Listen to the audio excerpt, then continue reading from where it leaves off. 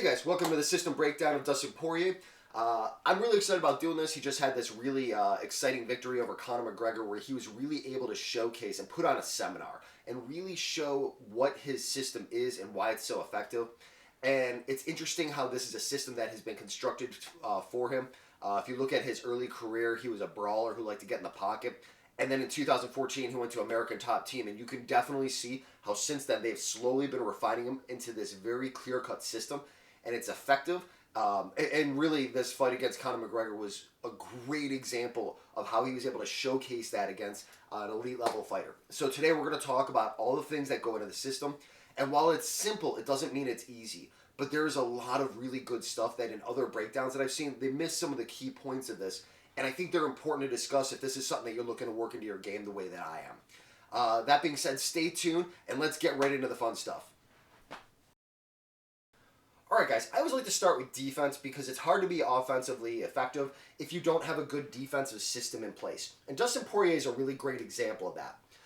And it's interesting because this is a guy who's changed throughout his career. In his early career, this guy was just a brawler who would eat shots so that he could throw harder shots. And in 2014, he went to American Top Team, and you could really tell how they started putting systems in place, and it changed the way he fought. And his most recent fights, it's really impressive because he takes very little damage, and the shots that he does take are mostly glancing at this point. He doesn't take a lot of clean shots anymore, while giving him the ability to deliver devastating damage. And this is what his kind of trademark system is using a good high guard from a distance with good footwork, and then allowing him to just throw these devastating shots. And so let's talk about this. To begin with, let's talk about the guard. Generally speaking, he knows that the biggest risk to him is punching to the head. And while body KOs do occur and you can wear a guy down by kicking to the body, his biggest risk is going to be headhunters, okay? However, the classic boxing guard that we all learn here, where you shield up, that doesn't work when you don't have 16-ounce gloves, right? When you have 1-ounce MMA gloves, it's easy to penetrate through that guard using straight attacks. So this doesn't work that well. This is why you see guys like John Jones or Machida who do this long guard type stuff. Well, what he's done is he's created a guard that essentially keeps everything closed in, gives him a lot of countering opportunities, while simultaneously making it difficult for them to hit him clean. And what he does is this. So his left hand is going to come high. And what he's going to do is he's going to defend most of the right hooks and right crosses using this hand here. He's also going to pull this across his body if the guy starts throwing right uppercuts, because then he can just eat it on the bottom on the tricep here. His right hand, rather, is going to come in front of his face to catch anything that comes straight. Any jabs or crosses that come straight, he can just parry these, and that gives him countering opportunities by coming in front and just parrying. So he's going to combine these two things. That really only leaves opportunities for them to throw the left hook. So what does he do? He raises his right elbow. This means that any shots come in, it's very hard to catch a clean shot straight. They're going to have to come at a downward angle while he's moving. And that is a very difficult thing to do. And if they come too high, it gives him opportunities to roll under.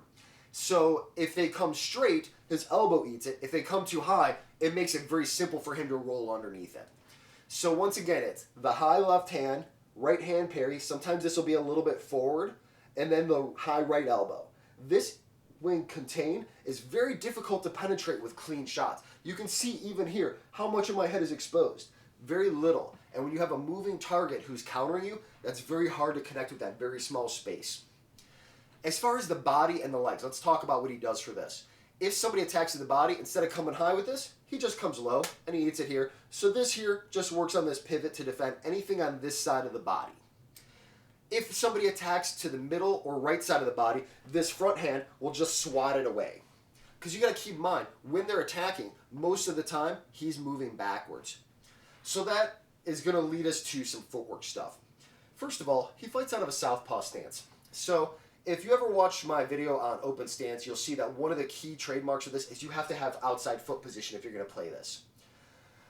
What he will do is he will enter using this kind of walking boxing, and then he leaves using something very similar to what you see in a Wonder Boy or Karate Point style fighter, where he'll bounce out a lot. It's a quicker escape for him. And he knows this. So he won't blade his stance the way that guys like that do. He'll still stay in this kind of forward stance where he likes to fight out, very similar to a boxer. And what he'll do is he'll slide out of range using this. So as he's here in the pocket, the guy starts to come at him. You'll see him do this type of stuff. You will also see him do a lot of stance switching as he does this. Sometimes it's for, ease of movement. Sometimes it's because he wants to have an advantage by throwing them off by changing stances a lot. He does it both offensively and defensively. It also gives him opportunities to change angles, and you'll see him do that a lot. Whereas he's in here, he'll change an angle, slide out, and defend while he does this high guard. The other advantage of being here is as he enters in, like I said, he steps to the outside. It's going to make it hard for guys to throw leg kicks, while easy for him to throw those calf kicks. And he knows that's a major weapon for him. In the meantime, when guys throw leg kicks at him, this is another area where what he does is more similar to what you see out of like a Machida or a Wonder Boy, this karate style system, where instead of checking them, he knows that, man, those calf kicks are so brutal and you can wrap them around the check anyway. So what does he do? He just slides his foot out of the way. It's easier to defend. And so what he does is, as he comes here, if they start to do that, he's going to slide that back. It's going to give him countering opportunities we're going to talk about later on. That really is the bones of his defense. A couple other key points that he'll do is obviously, because he's a jiu-jitsu black belt, if somebody does shoot on him, he very rarely will try to sprawl and defend it. Generally speaking, he's going to throw the guillotine. You see them do this to Khabib, where he came the closest to submitting Khabib that anybody's ever come. He had a pretty close moment there where he thought Dustin Poirier was going to win that fight because his guillotine is so effective. But he uses this as a threat. He's very comfortable from the bottom. And what he'll generally do is this. If somebody shoots on him, he'll throw the guillotine. If he gets it, great. If he doesn't get it, no problem. He ends up on bottom closed guard, and he uses that to get back to his feet. More often, instead of being in a closed guard, what he'll do is he throws this right shin across, and the left foot comes over the back. For those of you who do jiu-jitsu, you know that the biggest concern is them getting to the opposite side of the body to try to escape. And by using this instead of a regular closed guard, it's very easy for him to contain that and keep it hard for them to pass, while simultaneously making it easy to slide this foot out and go to a closed guard if it does happen to fail.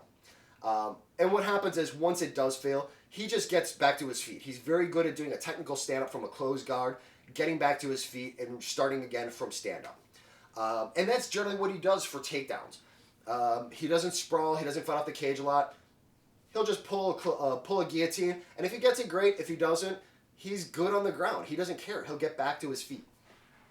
The only other thing I'm going to say is that he will sometimes use this lead hand as a frame to create space. If a guy is trying to overpressure him, sometimes he'll come in here, and this hand here, instead of being right here to parry, he'll press it forward to give himself a little bit more space as he's backing up. And it's really just, you see him do this again to, like Dan Hooker, you see this a lot. And he does this mostly because if he's getting pressured too much, he wants space. And he knows that he wants to fight out of this range where I can pick you apart, but you can't hit me. And that's really the bones of it, is getting to a range where I can hit you. If you do move in on me, I'm going to defend here in a system that's very hard for you to land cleanly on, and then I'm going to counter. So that's it for defense. That being said, let's get to the fun stuff now and do some offense. All right, guys, let's start by talking about offense. As a really quick side note, I want to mention that it's interesting that this fight with Conor McGregor went the way it did, because it's very much like Darth Vader. Like when you saw me, I was the apprentice, now I'm the master. A lot of stuff that Conor McGregor was known for doing really well, and in fact, if you watch my system breakdown, I talk about it, are the exact same things Dustin Poirier has really mastered and kind of tore him up using. So it's a very interesting dynamic where he was able to really beat him at his own game. So let's talk about what Dustin Poirier does and why this system works so well. So first of all, we already know he has that strong defense. He fights out of this open stance. And like I mentioned, open stance, outside foot's really important. If you want more details on that, watch my open stance video. Early on in the fight, you will see a lot of kicks to the body and to the calf. While he'll mix this in later on in the fight, the majority of the time you'll see him throw it is either early in the round, but most particularly in the beginning of the fight. Why? Because that's when he gets the most off of it, right? A lot of guys do a lot of work in the body later on in the fight. And, with the exception of like the Stipe versus Cormier fight, most of the time, body knockouts don't occur later on in the fight. I mean, you do have the Anderson Silva versus Stephan Bonner, but for the most part, you're getting the most out of this early on, where I'm taking away his wind, taking away his cardio to make him tired for later. Same thing with any other cardio drains. You want to do that early on in the fight so that later in the fight you can really dominate. You don't get as much out of it if you're doing it later on in the fight. Calf kicks are the same thing. He wants early to damage their mobility. Conor McGregor, he did too much, right? He did so much that he really was able to tee off on him because he did so much damage to Conor's leg. And so early on, it's a lot of calf kicks. It's a lot of body kicks, very Machida style. Kick into the far side of the body, kick into the far thigh, things like that. He's also using this as kind of a rangefinder to figure out where he's at. But most of that stuff, like I said, is early on in the fight. While he will throw it in later on the fight, occasionally, just to mix it up in case they get too complacent or comfortable with what he's doing, he'll throw it in a little bit. But for the most part, you'll see that first round, okay? Now, hands. This is obviously where he gets the most of his money. He's got these great calf kicks, but really, he's got a devastating punch. While he'll use his right hand here to clear the lane, most of his damaging shots are going to be his left hand. This is a threat and variable principle. For those of you who don't know what that is, it's basically you create a threat, you continuously threaten it, they have to address it. If they don't address it, I continue in and I catch them with it. If they do address it, it leaves me open to throw what I really want, which is my powerful variable. In my Israel Adesanya video, I talk about this in a lot of detail, where he does a lot of this combined with feinting. So what he'll do is he'll use this lead hand to kind of set things up, but really what he's after is this powerful left hand. Now, let's talk about the left. As I mentioned, it's very similar to something Conor McGregor did, where he leans forward, he puts his whole body behind it, he puts his head off the line, he covers distance. This is a really important aspect of Dustin Poirier's game, partially because he sits in a distance range, right? He stays in kicking range. He doesn't want to be in the pocket anymore because he wants to be able to defend while attacking him at his leisure so that this guy can't defend, but, you know, I can. So what he does is he stays out here. Everybody learns early on, you always want to throw from the hip. You don't want to lean forward because you get caught with uppercuts, and leaning forward to it, it's off balance. The reality is that this is actually a really effective strategic movement. One, from a distance, I need to be able to cover this gap and hit him. So what does he do? He puts his head off the line, and he covers that distance. Now notice here the amount of power I'm able to put behind this, because instead of punching from my hip, I'm putting a lot more mass behind this. And, you know, force is mass times acceleration. Same acceleration, twice the mass easily, because I'm putting a lot more of my body behind this. Meanwhile, I'm putting my head off the line where it keeps it safe. In the event I get into danger, I can always transition to double legs. And when we talk about counters, we'll get into that. But from right here, I'm going to throw this powerful left, keeping my head off the line, putting more power behind it. Okay. Now, from this point, he engages in a series of if-thens. While his power left is plenty damaging, he has to have systems in place for what if this guy does this? What if this guy does this? And that's what systems are about. Having solutions for any problems that could arise. He knows the most common reactions to this, and he addresses that. So let's talk about this. If the guy's a runner, if he moves back a little bit, what you'll see a lot is left, he'll step into a jab, and then slide forward to another jab. He'll throw 3 lefts in conjunction with a stance switch. So he goes 1, 2, 3. You'll notice how the head stays off the line the whole time. 1, 2, 3.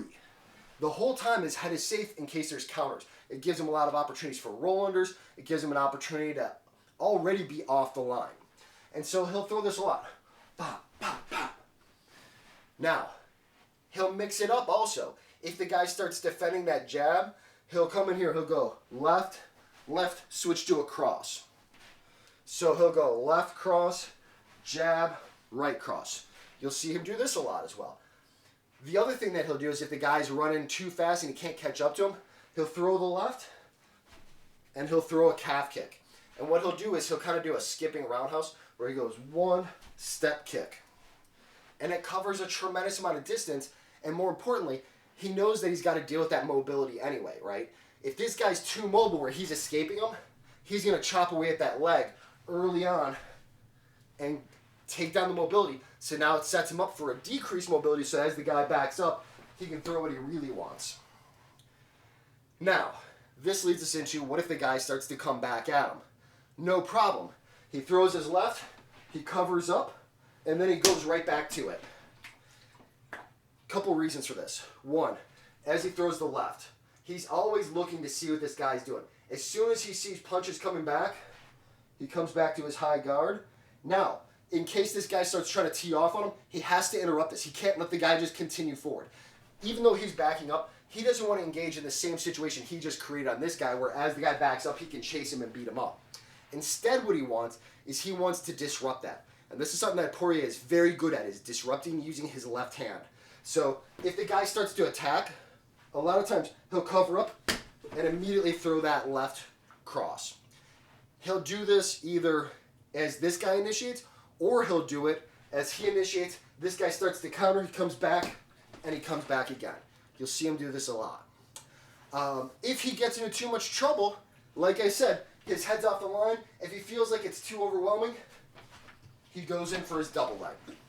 The double leg, once he gets him up against the wall, he'll usually drive him back to the wall, get low, and if he can't pitch him over, he'll hook a leg, and then he'll take him down. He's very, very good at this. His takedown ratio is probably very, very high because he's very good at being systematic with it. He doesn't do anything fancy or crazy. All he does is he gets him back, starts to pitch him over, lift up the leg, stuff like that. If he can't do it, he'll hook a leg and just pitch him. Very simple. But that gives him an opportunity to throw stuff because he knows if he gets into danger, he can always just go to the double leg. Why? Because guys already know when they get hit, takedowns are a good option to give you a chance to clear your head. But he's already in a position where it's very easy to do that. You know, if I get hit here, it's very hard to come underneath and get this. It gives them a lot of time to sprawl. But if I'm here and I get hit, I'm already in position to finish that takedown. That's what's great about having your head off the line like that as I throw this powerful left. Let's see. Just checking my notes real quick. Oh, final thought. The other thing that he'll do a lot is you'll see him get the hands up a lot because he does do a lot of head hunting. He does that to get opportunities to strike the body or to come in with uppercuts. So if the guy starts defending up a lot and coming up here, you'll see him switch and come up with an uppercut. You'll see him switch and throw a body shot. That's when you start seeing him change it up and come underneath. When the guy starts defending high. He's really good at that, is getting him high and going low. His elevation changes are excellent. But for the most part, most of his attacks, he sits back, he throws his left. If they start coming in, he defends, right? And then he comes in and he disrupts. So he goes, bam, bam, bam. If the guy starts moving back, you'll start seeing here, 1, 2, 3. If he gets into trouble, he comes underneath and he double leg, right? It's a very simple, clear-cut rules that he can follow. If, then. If he moves forward, I do this. If he moves back, then I do this. If you can have the most common 3 to 4 reactions planned out and mapped out in your system, it's very easy to address them early on and to be on top of it. Anyway, so that's the majority of his offense. Stay tuned. Now we're going to start getting to some close range and some counters. All right. All right, guys, the last 2 sections are going to be a little bit shorter, which is good because my loquaciousness causes this to run a little bit long. So let's talk about some things in counters. The great thing about his counters is they're already kind of built into the system, right? So as I'm right here, if I'm dropping my head off the line, we talk about built-in defenses a lot. For example, if I throw my right hand, having my shoulder high and my chin down, that's a built-in defense. He does the same thing when he's here and he throws his head off the line. It's a built-in defense. He's already slipping as he throws. So the opportunity to slip and roll under, it's already built in. So he comes in here, he rolls under, and he throws that counter lead hook. You'll see him do this a lot. As guys start trying to come in here, let's say he doesn't even connect, he can transition right into it. The opportunity is there for countering. Another thing that he'll do is because he's off the line, we already talked about the double leg. As I throw this here, if I run into trouble, I can always go to the double leg because I'm already in position for it. This is the great thing about this system is you're already in position to do other things. Another counter he'll do, we already talked about, he comes back here to this high guard and he counters here. Because he's used to striking out of that kicking range, that C range, it's easy for him to do that. As they start chasing him down, he defends and he throws a counter punch. If they throw a leg kick from this range, he slides his foot back and he comes in with this big left. It's already built in, so he's used to striking from there. Same thing with body kicks. A lot of guys early on in the fight, while he's doing this body kick stuff, they might try to do the same thing back. So all he's got to do, right, this left hand just covers this side of the body. So he defends here, and he throws a counter punch. It all builds right in. He defends here, and he throws that lead. The same thing occurs because he's used to covering that distance, fighting out of that longer range. And he's got a system where the defense is already easy to achieve and transition right into. You know, and that's one of the things. He understands that fighting from an open stance, while all my power shots are available, all of his are as well, so I've got to work to the outside all the time. The nice thing about this is he knows what's coming at him. So if they start throwing a kick to the body, he can come down here and counter. If they start coming in, he can lean back and counter. He can cover up and counter. This stuff is all very available because his system already has this stuff built into it. Anyway, so that's it for counters. We're going to finish up with some close range stuff, so stay tuned. Thanks. Alright guys, so finally we're going to finish with very close range stuff. You'll see him do this when he starts landing some shots and he wants to finish them. This is a really interesting area. It's a short area, but it's something I felt like it was important to discuss on its own. So, he's just landed this big shot. The guy's rocked, so he starts chasing him. What he does is really interesting.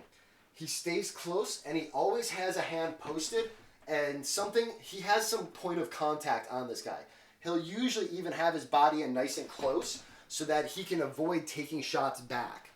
He knows that this is a moment where guys start swinging wild, and he's got to address this. So the way he addresses it is he posts by always having attacks while he simultaneously has a point of contact on them to help control where they're at.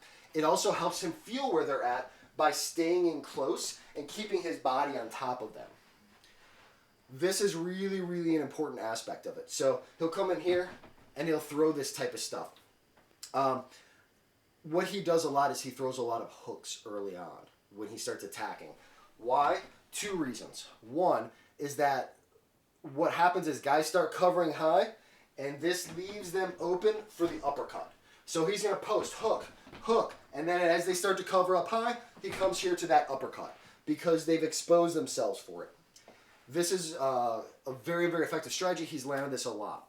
The other reason is that as he's throwing these hooks, what happens a lot of times in MMA is they both start swinging for the fences, right? This is what happens in the pocket. He knows this. So as he starts coming in here, he's waiting for it. And what you'll see him do is he waits for that counter hook, he rolls under, and then he keeps going on him. He rolls under and he keeps going. It's brilliant. As he starts doing it, he knows what their counterattack is because he's standing close. Pop, pop, and he waits for it, and he catches them. This is an area, man. Oh, man.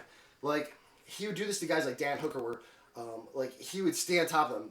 Max Holloway, like, pretty much everybody he fights, when he starts getting on top of somebody, they're in a lot more danger because most guys, right, they're both throwing and maybe I got a chance to, like, throw some shots that'll knock him back. That's not the case with him. When he starts getting in on this guy and throwing hooks, he waits for it. He has great recognition because he's anticipating the counter hook. He rolls under and he throws more hooks. When you start getting your hands up, bam, he starts throwing that uppercut. It's a very, very effective system.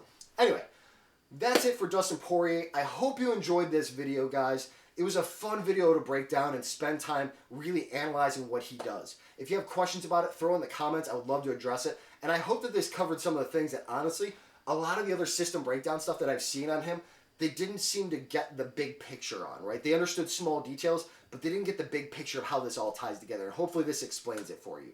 Anyway, thanks for watching, and make sure you smash that subscribe.